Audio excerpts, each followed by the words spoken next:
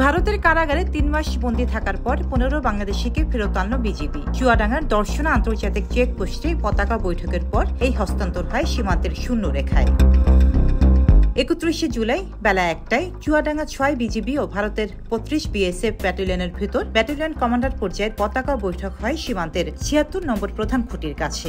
উপস্থিত ছিলেন বিজিবির লেফটেন্যান্ট কর্নেল নাজমুল হাসান এবং বিএসএফ কমান্ড্যান্ট সুজিত কুমার সহ উভয় পক্ষের কর্মকর্তা।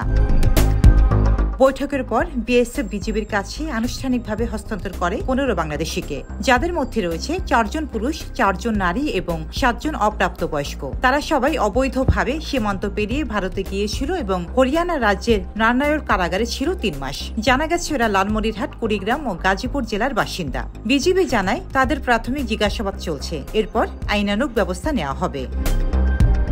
এই ঘটনা শুধু সীমান্তের নিরাপত্তা নয়, বরং অনুপ্রবেশ ও মানব পাচারের বড় প্রশ্ন তুলে দেয়। বৃষ্টি ভেজা দুপুরে ফেরত আসা মানুষগুলোর চোখে ছিল ভয়, ক্লান্তি আর কিছুটা স্বস্তি।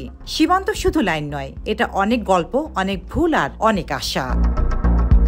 রোজিনা রোজি, দেশকাল নিউজ।